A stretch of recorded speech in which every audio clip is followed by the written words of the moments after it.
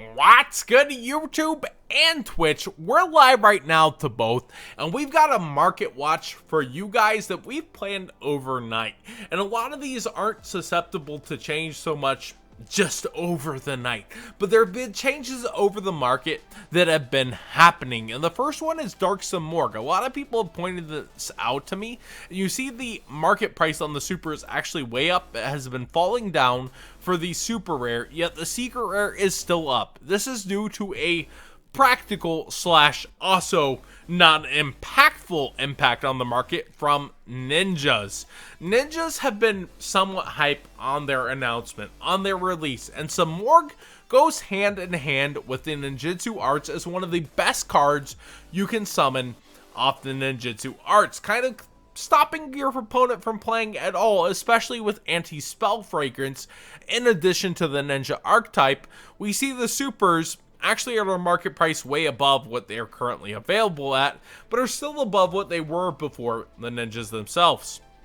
We go to the secret rares, and they're still above the price of the current market price, but also, you know, they're hard to get.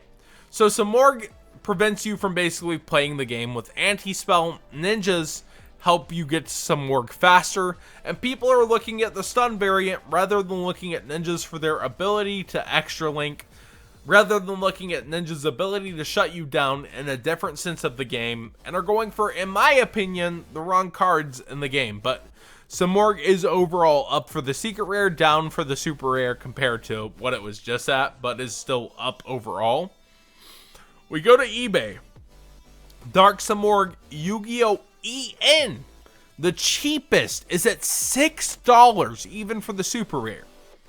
So if you're looking to sell your Dark Morgues, you can mayhaps put your super rares on eBay and make a quick buck. They're cheaper already on TCG Player, the more competitive system for fallouts on prices. Multiples below $4 here. And you do see $8 on the secret rares of SOVR. It's really hard to find SOVR near mint, though. We actually even come in here and do SOVR, and we're checking it out. Price plus shipping lowest. The lowest 3 available is at $20+.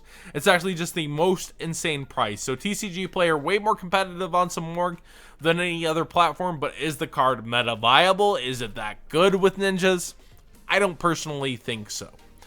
Tomb Kingdom. This is a card that keeps oddly increasing in price, especially for the secret rare. We see it at almost $14 lowest. And then the rare, I was going to say common, but the rare, over $7. Last one we looked at was $6. I told you guys to get these, that they were going to keep going up. It's a niche card. It has collectability and playability for tunes, but tunes only, which their playability is rogue at best, but is also a fan favorite. We come into Tomb Kingdom on eBay. Ooh, over $8 again, before $11.50. The rare was shorter printed, one of the first shorter prints that we've seen in recent history outside of core sets, which this is an extra set in itself, Legendary Duelist. I did not envision this happening to the rare, but you can also get this cheaper on TCG Player. TCG Player winning out right here on these first 2 cards, but wow. Just big oofs, big wows.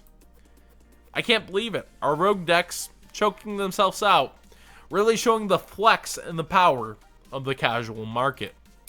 Mythical Beast Master Cerberus, heavily buyable right now, under $2. What does that mean for us? Well, the card that wasn't in the Megatins, Jackal King, $8 lowest TCG Player. Are you kidding me? Are you serious? Feels similar to Spiral Super Agent last year, but at the same time not nearly as impactful, not nearly there. Yet it's here at an $8 price point lowest due to a buyout. That's ridiculous. $6.35 on eBay before $7, before quickly meeting that $8 mark and being completely bought out. I like this engine a lot. I think the Mythical Beasts are really, really cool. Do I think Jackal King is worth that? Heck no. I think this is legitimately just because, oh, it's missing in the Megatins. It must be worth money. Let's buy them all. That's what's happening here. The more expensive previously Peacemaster Cerberus, readily available, readily buyable. Something that was sitting at $2, Jackal King, is bought out purely by missing in the Megatins. It's just math to some people. They're like, this is missing. It's got to be harder to get. We're going to buy it out. And I don't think it's being used in the meta that way. It'll crash back down eventually. You'll be able to get it cheaper than you'll currently see it on the screen. Take your time. Wait for your deals. And get this at your own leisure, rather than spending exuberant amounts of money on this and getting your engine that way. That's all I gotta say about it. Similarly, Ignis Heat for True Dracos, a piece that went to 3 on a recent ban list. $7. $7. We see it even more expensive on eBay at $7.75, $8 at the next price, $9. It's really awkward to see these pieces be bought out just because they are non-existent in the Megatins, and thus you must need them in order to play current Yu-Gi-Oh! With these decks. These decks aren't topping consistently. These decks aren't meta impactful as a whole, but people are trying to charge exuberant amounts for them just because they're completely missing in the Megatins. It's a damn shame. And in my personal opinion, it's trying to take advantage of a market that should be more self-aware than it currently is.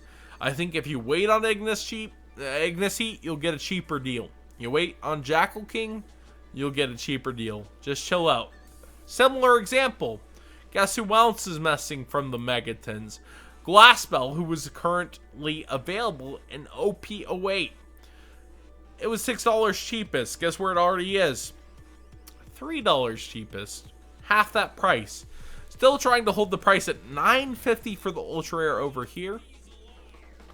Available for $3. $3.50, $3.50, $3.50 on eBay.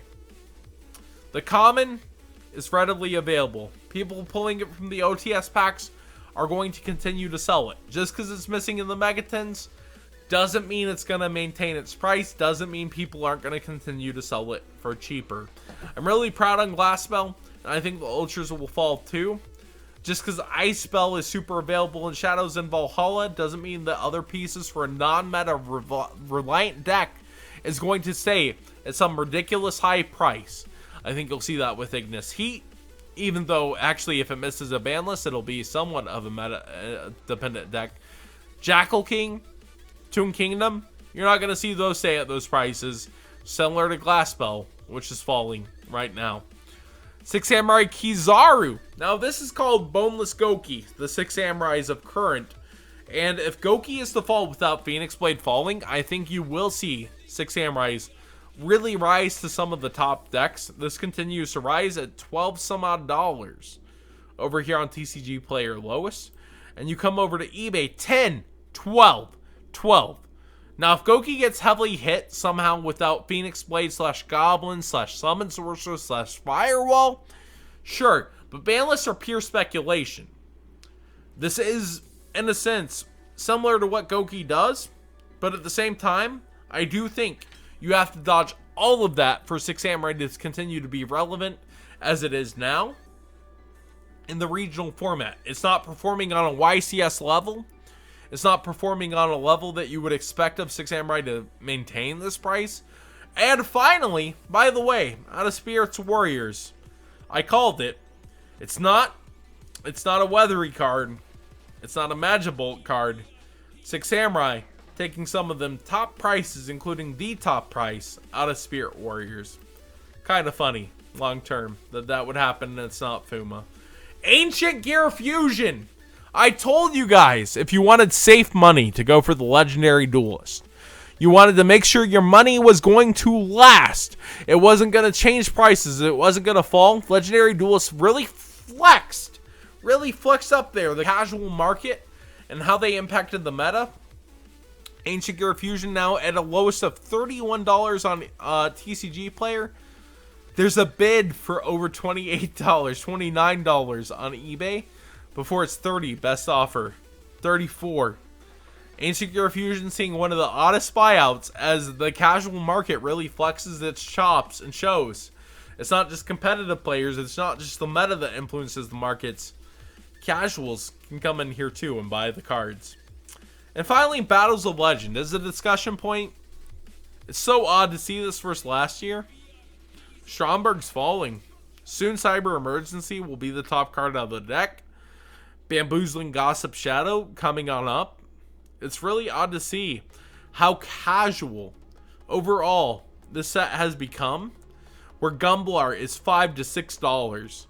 Where Brilliant Fusion is slowly rising, other cards slowly rising, but overall, casual cards have also overtaken, more so, this set than any other.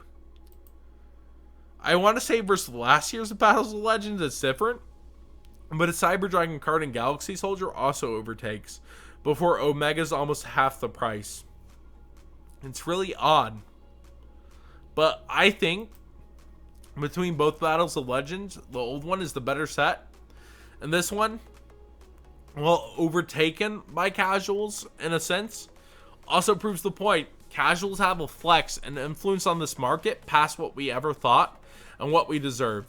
So, that's today's Market Watch. This is uploaded from last night's live stream. Charity stream is tomorrow, September 11th, noon central to midnight. There's going to be a ton of special guests, a ton of things to enjoy, and all content uploaded from that stream will also have a % go to charity. So be sure to tune in. But, man, there's so much going on with the market too. I want to keep updating you guys, and it's the casual flex during this one, it feels like. But do realize it's not just the meta influencing the market. Sometimes there's other places that come in and really push it.